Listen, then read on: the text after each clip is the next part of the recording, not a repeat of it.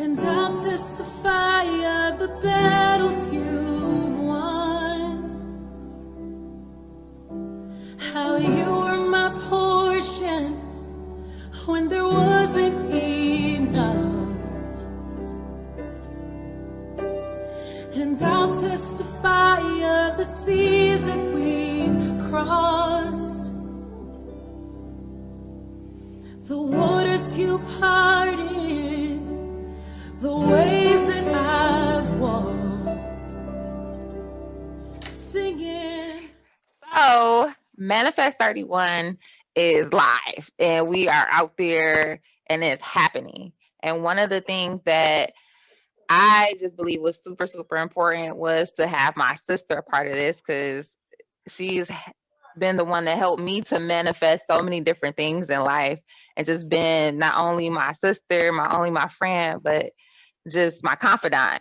So I could not have done this without her. So introducing my sister and my niece and my nephew. Right. Because they not going nowhere. So this is my sister Lauren. So say hi to our Manifest 31 audience. Hey everybody, I am excited. This is so awesome. My sister always has something up her sleeve, but this, I believe, is truly going to change lives. It's going to be just amazing. So I hope you guys are ready for what's about to go down. Yes, yes. Look at my nephew. Say hi. You say hi to everybody too.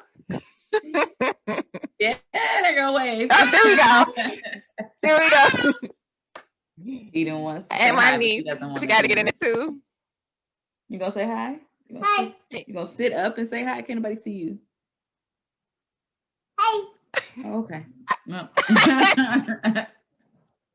She said, look, you ain't got to see me to hear me. You ain't got to see me to hear me. All right, so we're going to dive right into it. What does manifest mean to you? I think to manifest means to show or like reveal something. So when you have a dream or a vision or just something that is on your heart or on your mind, you manifest it. Well, it gets manifested and revealed to you, I guess, over time, you know, based on what you believe. And I just want to kind of go into just the woman that you are, the mother that you are, the friend that you are, the daughter that you are, but also just who you are in general. And how have you manifested some things in your life? Who am I in general? Well, I mean, to tell about myself, I'm a wife. I am a mom of 4, 3 that were birthed by me, 1 bonus. I'm an educator. I am a woman of God. You know, I love the Lord. And I'm a real woman. I don't know how else to describe myself. I'm a real woman. I'm a real person. I'm a human being with flaws and, you know, things that I don't like about myself or that I, you know, have been working on. So, and in terms of what I have manifested, definitely my family. That's always been something that was on my heart as a little girl, that I wanted a family with, well, a husband, you know, with 4 kids. And even though they all didn't come from me, I still got my 4 kids. I got my 2 boys and I got my 2 girls. So I'm done not having any more children. Let me just put that out there. But I think I manifested, you know, my family. I manifested my career. As a child, I used to sit with my stuffed animals and my Barbies and used to act like a teacher. And lo and behold, you know, all these years later, I became an educator, and now I'm not in the classroom, but you know, my biggest focus is still education. And I still work with students, I still work with families. So I believe I've manifested those things in my life. Still working on manifesting a couple more things and trying to have the faith and believing that they're possible. You want to talk to?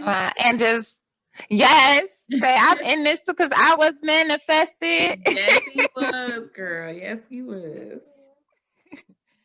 I think that's really, really awesome that you stated that it was one thing that you said about being a little girl, and that it started from your youth and your childhood, and that your imagination and your belief just in stuff, even in stuffed animals, allowed you to never forget that. Yes.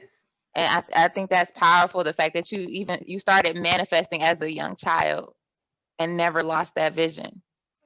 And you know, sometimes I forget that, like, you know how we get so focused on where we want to go and things that we want in our lives, we forget how far we've come.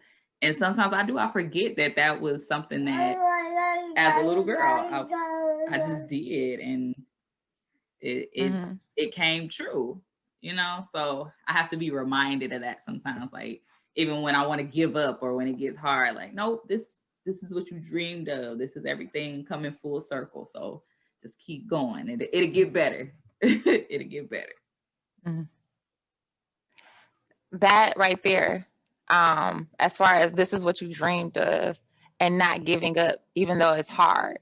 Because even though we could dream something, and even though we have these big visions, it's not gonna mean it's gonna come easy. Right. We're gonna have to go through some trials, some tribulations, or it might be just a journey or a long process. Sometimes we get things quick, and sometimes we have to wait. And that waiting season is hard. That waiting season is hard.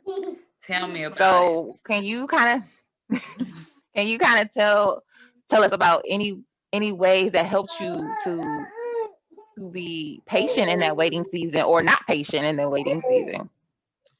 Well, I'm gonna admit I'm not very patient. You know, I have a couple things right now that I really, really desire. But I know God is having me wait, and He's working on my faithfulness and my patience in the waiting. But I do remind myself, like, if He did it before, He's gonna do it again. It may not happen in my timeline. It may not happen the way that I want it. Most likely it's gonna happen better, because that's just who He is. This is what He does. So I do remind myself of that. I do remind myself of that often. And when I get in those spaces, stop eating. I'm not coughing. I'm okay. When you say, I got to make sure you're good. My back, like, you good? I'm good. Thank you. Here, sit right here. Okay, then go over there. I lost my train of thought now. Thank you. No, but you was just kind of talking about in that waiting season. And I think that too also plays a part into it too, that you have to remind yourself and try to keep focused, and which is hard. Especially when you got multiple kids. Like, it's real hard to stay focused. It's real hard to stay sane.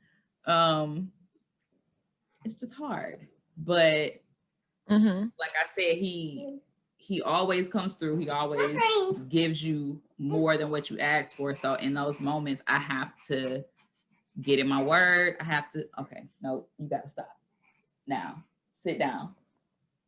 I get in my word, or I call, someone, you mostly. I talk to my husband. I have to have that connection, because when I get in those spaces where I'm, listen, this is what we're not going to do. This is what we're not going to do. Stop. I have to have that connection with people, because if I isolate myself, it gets worse. So in those moments when I'm being impatient and I'm trying to remind myself of his goodness and remind myself of where I'm going, I have to fellowship or talk to someone who can bring me back to reality, you know, and help me remember it's gonna be okay. You're gonna be all right. You've been in a tough spot before, or you've been waiting for something before, and it's gonna be okay. So I just want to touch base on, or I just actually want to recognize before we go any further that you are doing an amazing job at even right now, and even in this moment of, you know, just being there for both kids, you know, trying to manage through that. Also, I just want to acknowledge that, because I know it could seem like it's being a distraction, but it's not, because I think it's being real, and it's showing what so many mothers go through, especially when they have multiple children. They're working, they're, you know, trying to build their careers, they're trying to build on dreams and things that's beyond their careers. And the fact at the same time, they're being an amazing mother, and that can get hard. And I just want to acknowledge the fact that you're here, and you've been not only here, but you've been present in not only my life, your kids' life, your church life, your school life. That's a lot. That's a lot on you. So I just want to acknowledge you in this moment before we go any further, because I know it's so many moms right now that can definitely understand what you're going through too. I appreciate that. You know, it's especially when you don't have, well, I'm not gonna say I don't have help, because I do have my husband, but he's at work right now. But when, you know, you don't have the, I guess, space to really be on your own, or, you know, to be private, you know, a lot of the time you adjust to it. And that's what I'm working on, is adjusting to it, because Eden be all up in my face.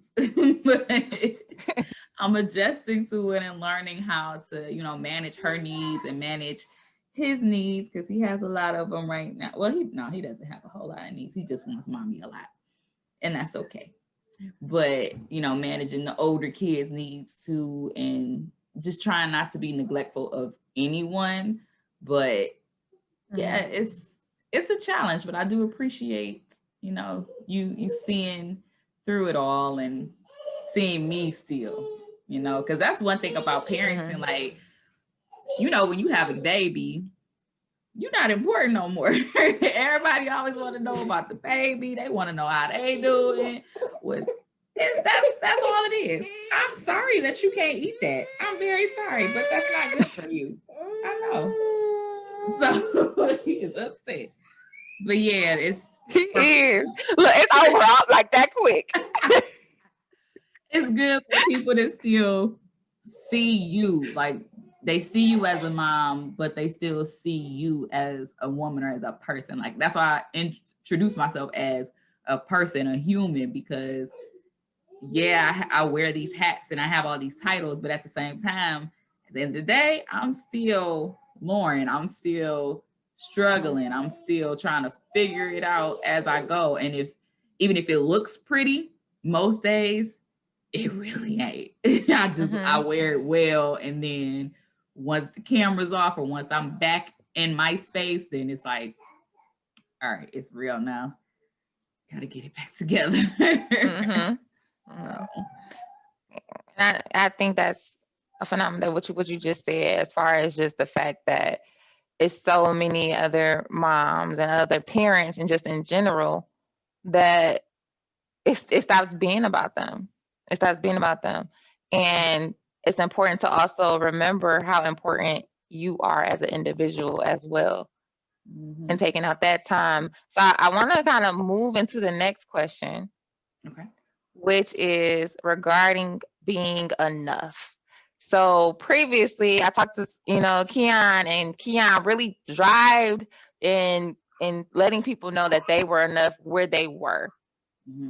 So I want to dive in with you in regards to when did you know that you were enough? And is it something that you're still learning, still growing through? And just any advice or you will give to the people. So I think that I have to constantly be reminded of that, not necessarily by people or, having needing to be affirmed or anything like that, but I have to remind myself that I am enough in the capacity that I'm in. So even if that means I don't get something done or I'm not, who somebody else wants me to be in terms of my relationship with them, whether it's friends or family, I have to recognize and appreciate that I'm enough where I am and I'm improving. Mm-hmm. So their definition of, doing enough or being enough, it may be different from mine, but I always have to focus back in on what is my definition of enough. If I'm not able to, attend all my friends' birthday parties or their kids' birthday parties, or if I'm not able to keep their kids and, mm-hmm. give back what I've been given, I know that I'm enough because my heart is true and I want to do things. I just know that I can't do it in the moment that people want me to.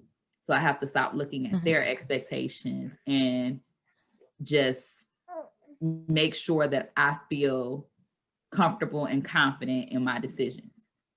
That's what makes me enough. And like I said, it's something that I have to constantly be reminded of because I can get knocked down. I can get, in that space where it doesn't feel like it. And when I remind myself again, I pray about it or I talk to somebody, to help me process what I'm going through and why I'm feeling that way. And then I get into my own personal, mental space and I sort it out. We really about to fight about this necklace. I was saying, he like, that's mine. He is determined. That's mine. Determined. He determined. He like, I did it. Fighter it was right here. What? And then he know he can get whatever he wants because he give you the look. But you can't have a necklace. He give you that look. Oh. That was on cue though. On cue. I like what you said about the definition of enough, because I was just thinking that, like, when we say that, like, I am enough or you are enough, what are we thinking of? A definition? Who defines that? And you clearly just stated it's defined by you and you only. Mm-hmm.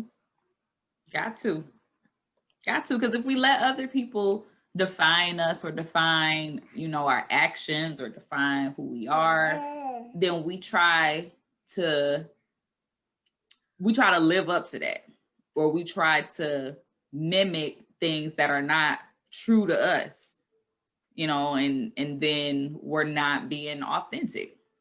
You're not being yourself mm-hmm. if you're trying to live up to or be something that somebody else has told you that you have to be, or told you that, you need to do or represent or whatever.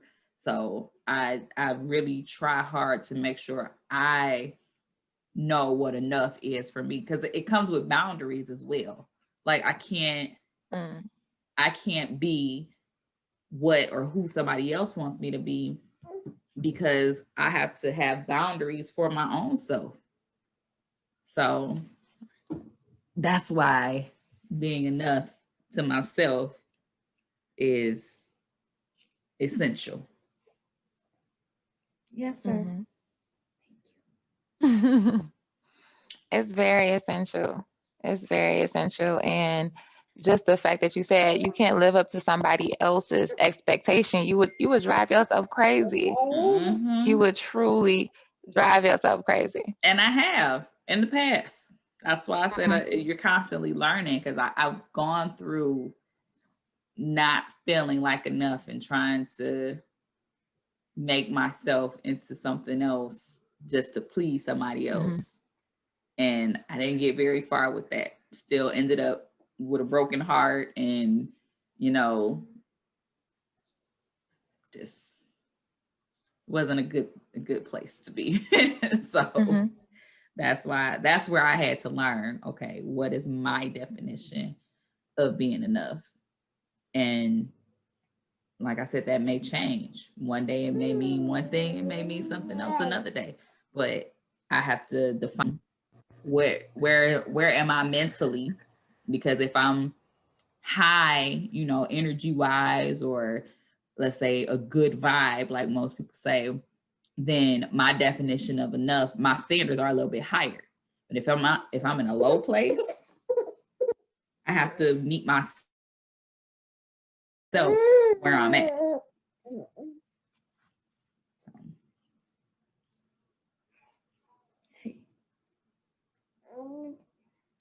You're on mute. But we was almost through the technology, okay? We're trying to get it together. I got like the whole red ball strap coming out. I'm trying to keep it together, and it's not. It's not. I'm like talking, but I don't know what she's saying. No, and I am not deleting this because this is real. Hey. This is real right here. This is the whole thing, y'all. I've been trying to cover it. All right. Before we get a little bit too much side off, I want to bring it back just a little bit. And you said something about being in a place where, you know, it didn't feel good. You experienced a broken heart before, and there's been, you know, times that you had to really face certain things and get through them. Can you give any advice to anyone who might be currently going through something but aren't talking about it? Nobody knows about it. I would say, because honestly, like I said, I try to get in my mental space, and I forgot to say along with that, I'm introverted. So naturally, that's what I do. I start there. But it's always good to have people around you, your immediate circle. You ain't got to go all out to your 25 plus friends and, you know, your hanging out circle, but your immediate circle should have people that can listen, but they're not listening just to, you know, be like, oh, okay, well, sorry to hear that. They're listening to actually hear you, you know, hear you and understand your situation.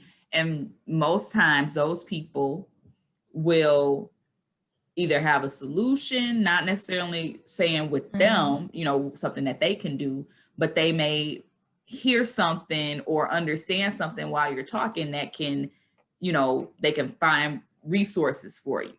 They can find extra support for you, or they can answer and share their message and share something that they've gone through that, you know, relates to it and help you find healing in that moment.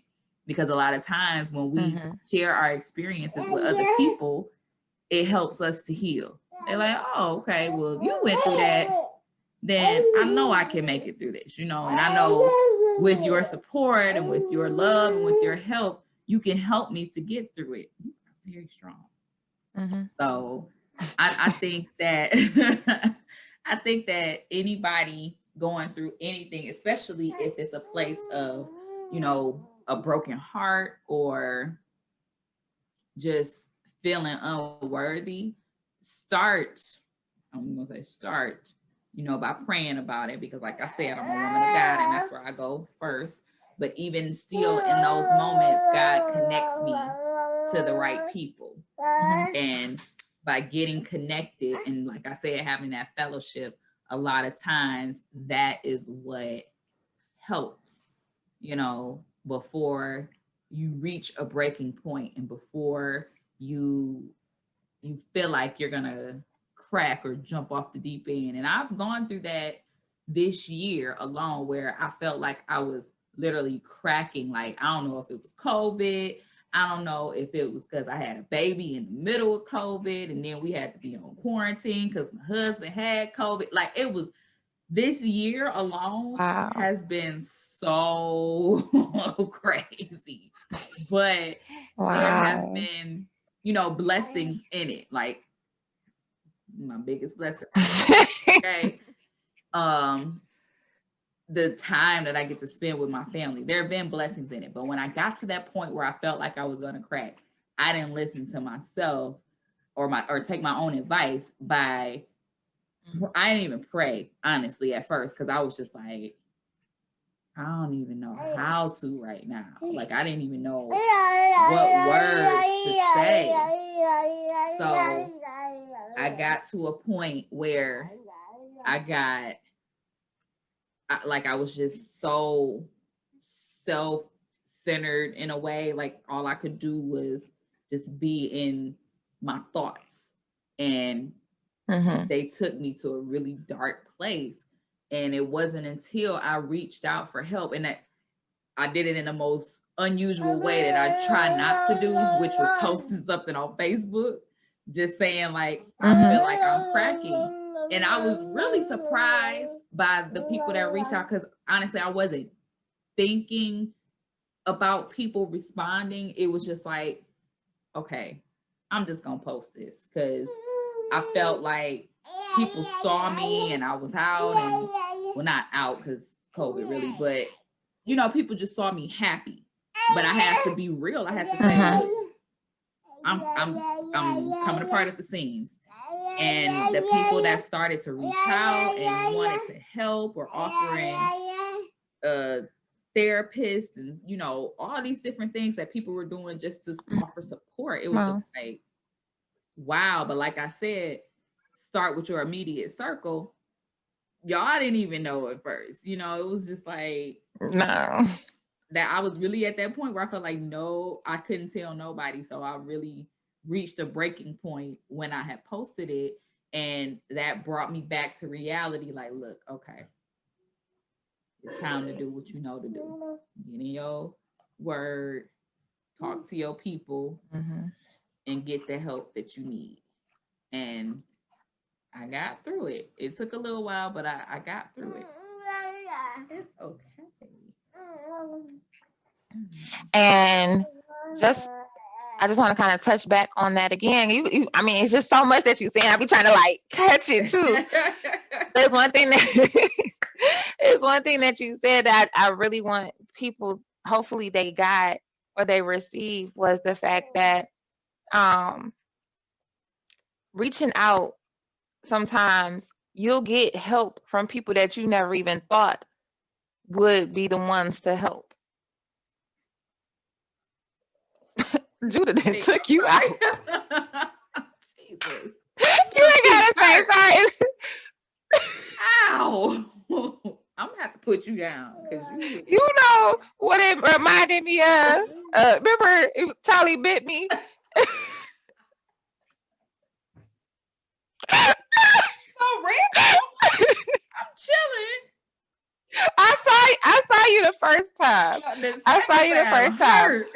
But the second time took you out. He was going for blood, and my finger was in the pacifier. Let me make a hole in this thing. Is it? Yeah. Okay, yeah, you take that. Don't bite mommy no more. I'm sorry. See? You don't have to say sorry. You don't have to say sorry at all. But I am going to say that second time, the first time I was like, I was still talking, and I saw your face, but I was like, I'm gonna just keep going. I was trying to play that cool. Second time, the second time, you know, I ain't letting that go. Even when we get off this video, he messed me up. I can't wait to see. Still throbbing. Baby teeth hurt. Just a warning for parents. Baby teeth hurt. Don't put your hand in their mouth, even with the pacifier. God. Anywho.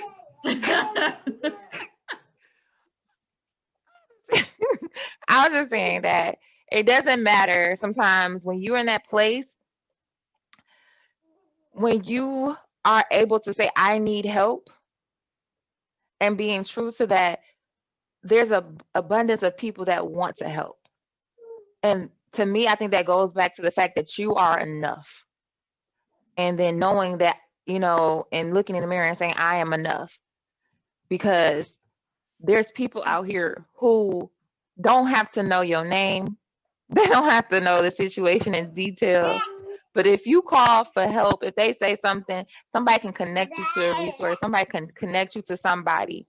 And I just think that's just a blessing. Yeah. I think that's a blessing. The fact that sometimes somebody don't even have to know the background story. But if you're vulnerable enough to say, I just need help, there is an abundance of resources. So don't give up. Don't give up. Yep. So for you to even say, okay, I got to the point and I posted, because so many people are afraid. So many people are afraid to post because we have that mindset, like you said, like, I don't want to put anything out there. I don't want to put my emotions out there and stuff like that.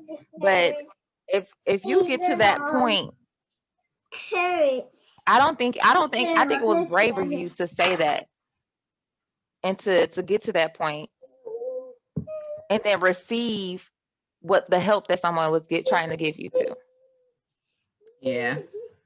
And I think a lot of times we look at it as, we don't want people in our business. We don't want people to judge us because, people on social media are quick to be all in and all for you at one point. And then as soon as something go wrong, it's like, I knew that was going to happen. Ready to have something to talk about. But it was refreshing to see support and outpouring of love. And it's a lot of people who are like that all the time, but there were, people who came out of the woodworks that I was like, I didn't even think you looked at my page, let alone were, supportive of, me going through something and wanting to help. So that was refreshing and nice to see. So, yeah. So I have one more thing, because I know my niece and my nephew, and they gonna call you, and I'm gonna look. They want to say TT too, so I'm gonna see them soon. We're gonna have to give you a break. Me and Key. I didn't call it out Key on the video. So that means I'm gonna go back and watch this again. Right, that's why I said I called out Key with me. I called her out with me. I should go get you. So she is. So we gonna move past that.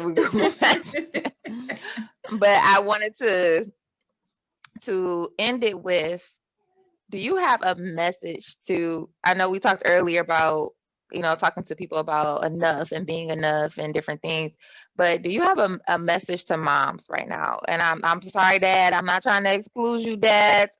I'm not at all. I'm not trying to exclude men either, but I feel as though you have a message for some moms out there, and I think they should hear it. And I don't know what that message is, but I feel like once you start speaking, it's going to hit somebody.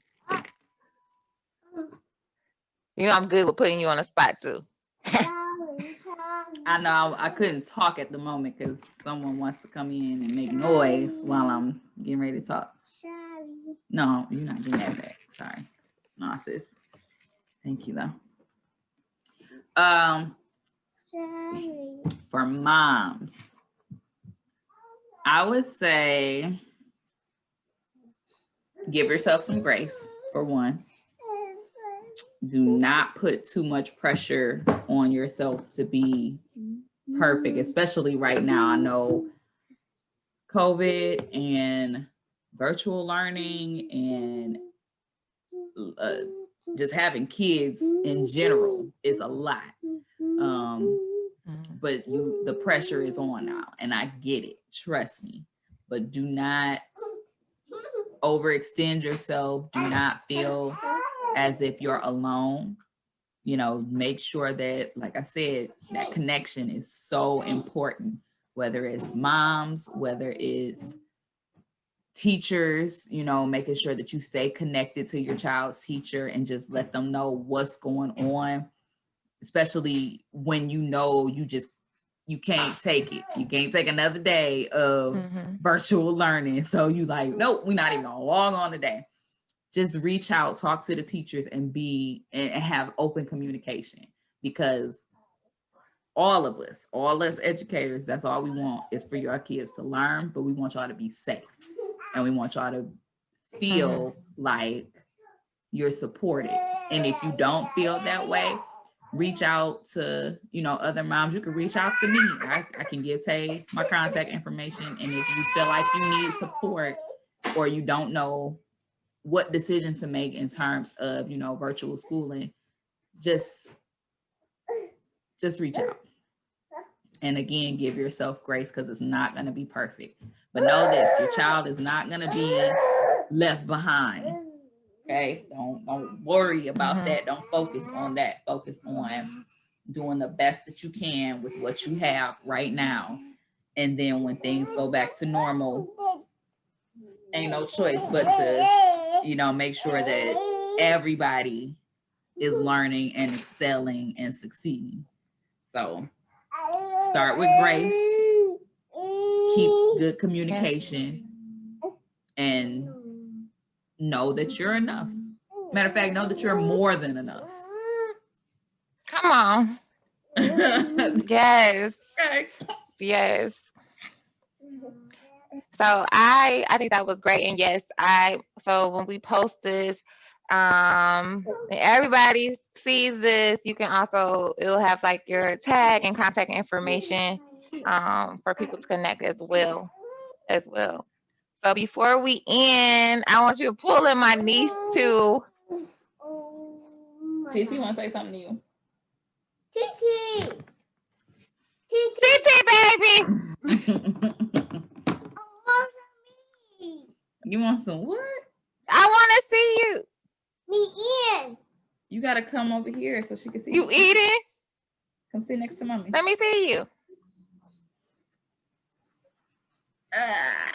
There we go. Hey, girl. Oh, she would. All right. So I just want to say thank you to not only being my sister, my confidant, but also just believing in Manifest 31 and sharing a part of you with it, and a part of not just you speaking, but Eden and Judah. Yes, baby. And I just want people to see you, and to know that this right here is more than enough. I love you guys. We love you too. DJ. TT baby. DJ. Yep, TT baby. He don't really like being on camera, but I'm gonna make him come one time. So let's see what happens. That's it going downstairs. Come here. That's it going downstairs. Come on this side. I'm not downstairs. This side. Say hi. Hello. What up, girl? Hey. Hi. Hello. Yes. Hello. Yes. And Hello. Oh, that's this definitely is more than everywhere. Oh my God, he's slanging slime. Oh Jesus. I need a towel. Okay. I love y'all. I'm going away because the slide before it comes through the camera, the video. I am outie. But I love y'all. That was enough. That was enough for me. You know what? I got to go. God, it's on his head. All right. Love you. Bye. I love y'all. Bye. Mwah.